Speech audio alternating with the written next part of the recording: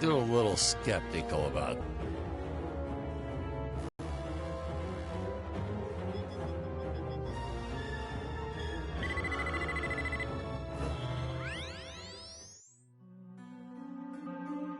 Sir, it's just a guy in a suit. Couldn't you have gotten just about anyone to stand in as the robot? See? That's why you'd make a horrible director, Patrick. His touches were subtle, to say the least.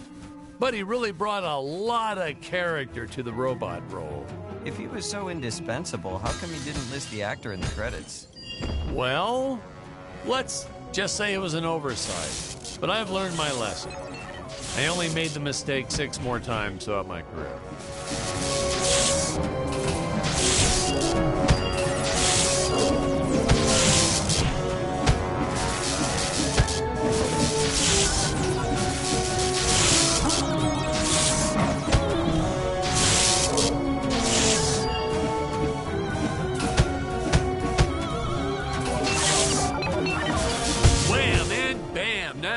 Some real action.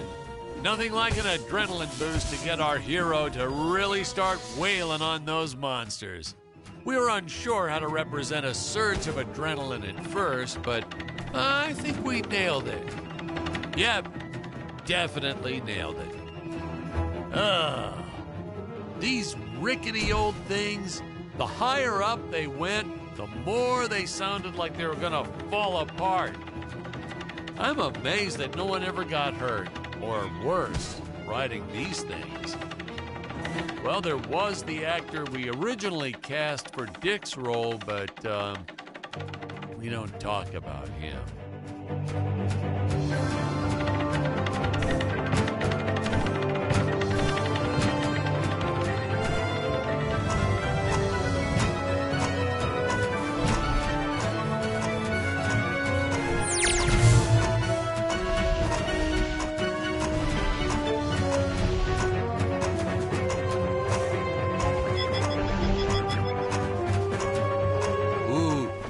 Start to get a sense of how high up our heroes have been climbing here. Reminds me of how the crew always used to comment on how high everyone was. Those jokers, they'd even say it when we were filming the grounded scene. And they all giggled like school children whenever they mentioned it too.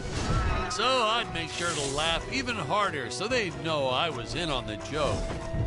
Whatever it was.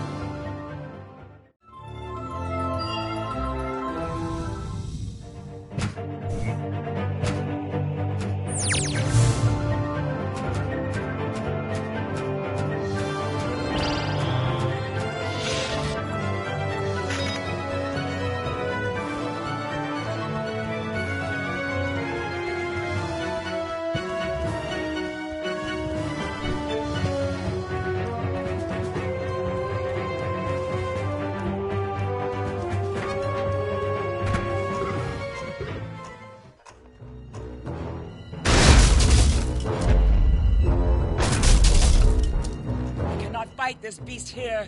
I must make for higher ground.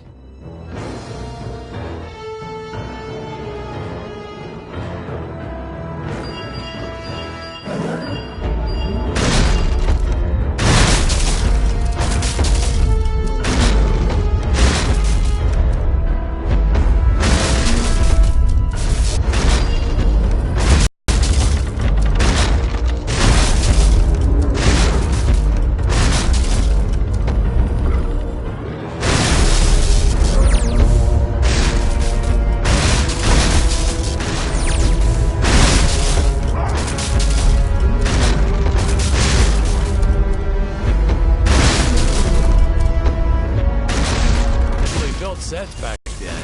Props, walls, you name it. Then, you moved bits and pieces around and created whole new scenes. We were efficient. I adopted that technique to my wardrobe, too. If you mixed and matched efficiently, you could get by for years on only a handful of shirts and underwear.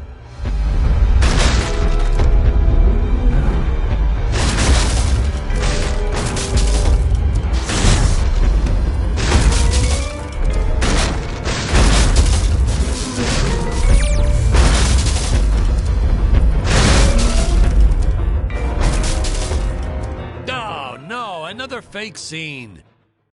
Maybe.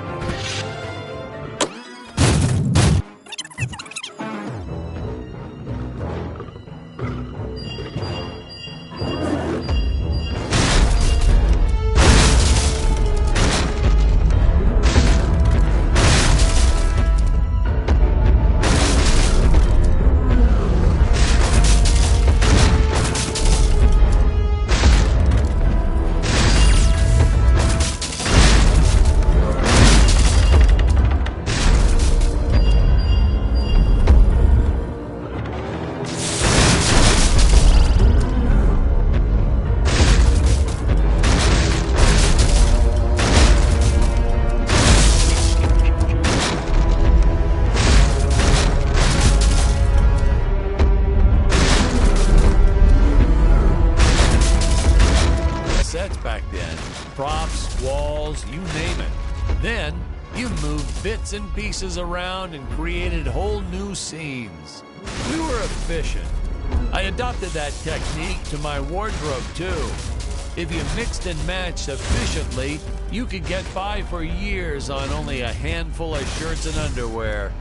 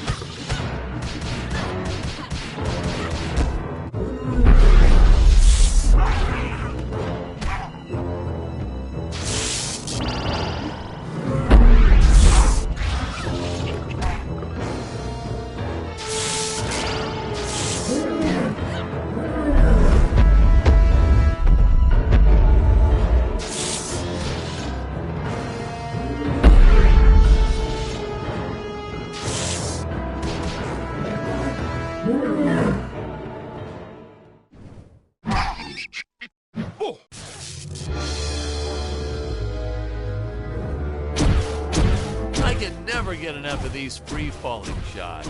Something so invigorating and freeing about them. Like sticking your head out of the sunroof while driving on the freeway.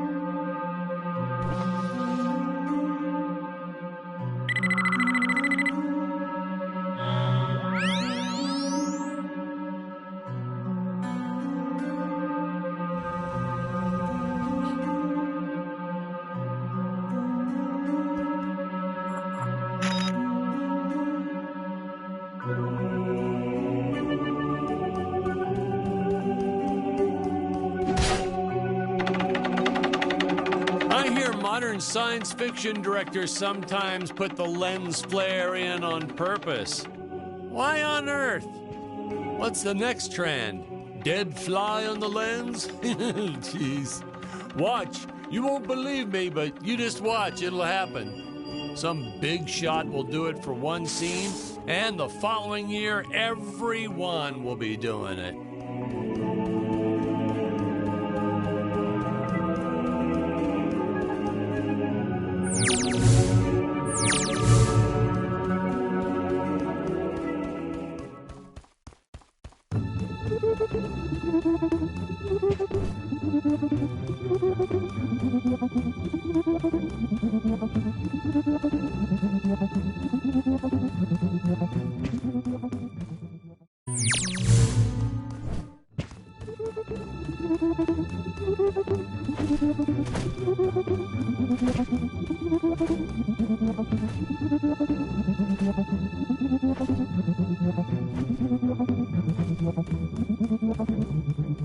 Dr. Peculiar!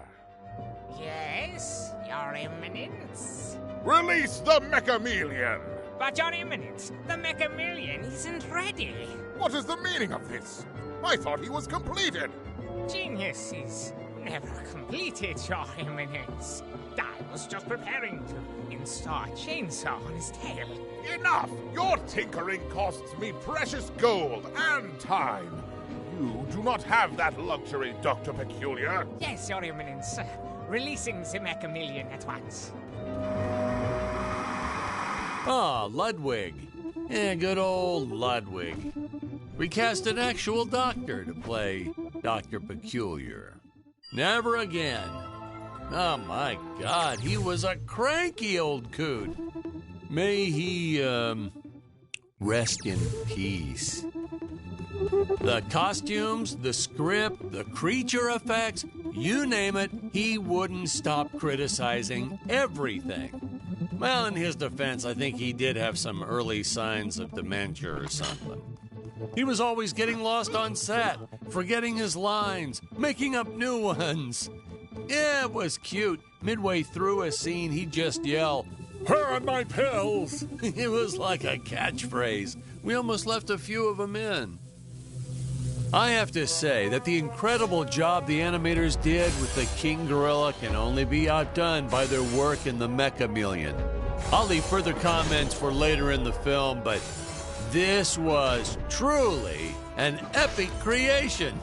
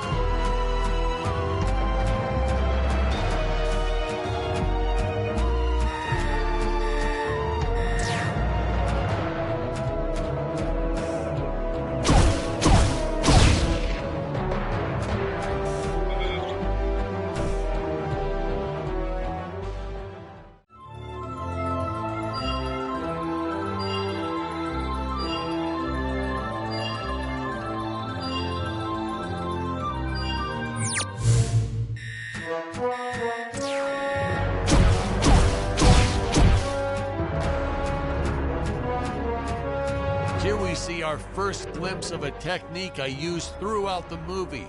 Want to make a big scary monster look even more menacing? Put it in a dome. Monster doesn't look scary enough already? Put it in a dome. Want the audience to know when a monster really means business? Put it in a dome.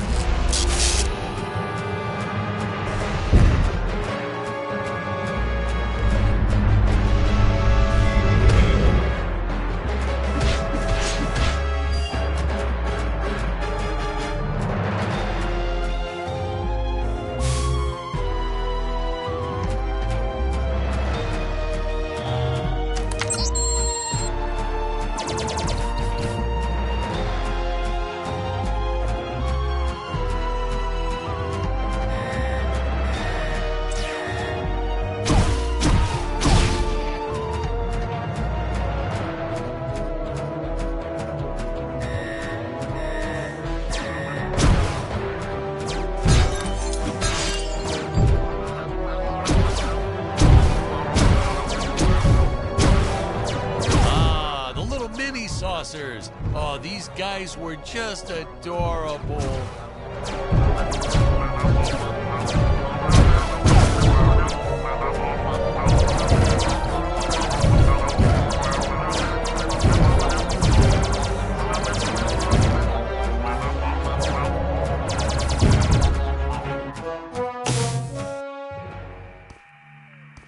I was a huge fan of the old classic movie, The Flea from 1958. So I created this monster as sort of an homage in respect to that film. I have the darndest time with that word homage. Man, oh man, that whip. We probably should have invested in some training courses so the actors knew how to properly handle it, but instead we just let them flail it around wildly. You know that saying, it's all fun and games until someone loses an eye? That's true. And that's the story of why the Emperor wears that metal monocle. Greg was a real trooper about it, though. Didn't even seem fazed that he'd have to wear an eye patch for the rest of his life. I think he went on to do some pirate-themed promotions at his used car lot once we wrapped up production.